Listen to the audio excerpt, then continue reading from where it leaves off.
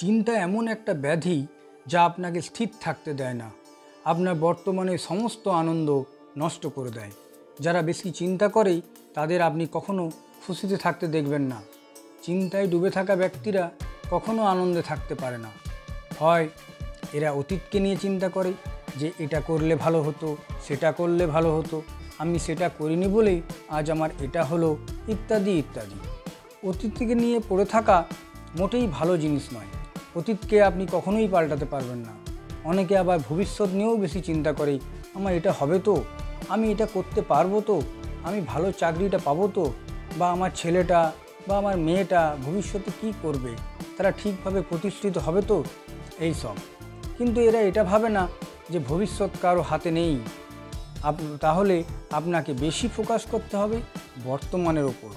বর্তমানেই ভবিষ্যৎ তৈরি করে। বর্তমানে কাজ ঠিকভাবে করতে হবে, তাহলেই ভবিষ্যৎ সুনিশ্চিত হবে।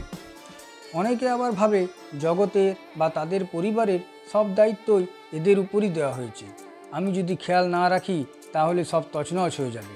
কিন্তু এই রকম অতিরিক্ত ভাবতে থাকলে সে যে নিজেকেই ভালো রাখতে পারবে না, তার মনের উপর বিরূপ প্রভাব পড়বে। এর ফলে শরীরের উপরও বিরূপ প্রভাব পড়ে। অতিরিক্ত চিন্তার ফলে শরীরে নানা রকম পরিবর্তন সৃষ্টি হতে পারে। চিন্তা বা টেনশন অনেক রোগ ডেকে আনে। আবার পরিবারে একজন যদি সবসময় চিন্তা করে, তাহলে এর প্রভাব পরিবারের অন্য সদস্যদের মধ্যেও পড়ে। ফলে সকলের মধ্যেই এই চিন্তা ছড়িয়ে পড়ে। ফলে পরিবারে কেউই খুশি থাকতে পারে না। চিন্তা এমন একটি রোগ যে চিন্তায় চিন্তা ডেকে আনে। তখন সমস্ত ব্যাপারেই চিন্তা হয়। একসময় মন আর চিন্তাকে নিতে পারে না। এর ফলে স্বভাব খিটখিটে হয়ে যায়, রাগ বেড়ে যায়, মনে অস্থিরতা হয়, ঘুম আসতে চায় না। এছাড়াও নানা রোগের প্রাদুর্ভাব দেখা যায়। এখন আবার মানুষ নিজের শরীর নিয়েও অনেক বেশি চিন্তা, বলা ভালো দুশ্চিন্তা করে। একটু কিছু হলেই কি হলো, কেন হলো, কি হবে, এইসব ভাবতে থাকে। ফলে অন্য রোগের সম্ভাবনা আরও বেড়ে যায়। চিন্তা বেশি না করে যে কোনো সমস্যার সমাধানের চেষ্টা করাটাই বুদ্ধিমানের কাজ।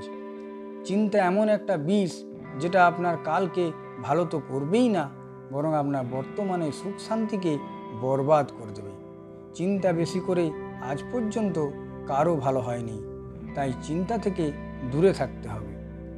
চিন্তা থেকে দূরে থাকতে চান, তাহলে এই কথাগুলো মেনে চলুন। সর্বপ্রথম ভবিষ্যতে কি হবে এটা ভেবে ভেবে বর্তমানকে নষ্ট করবেন না।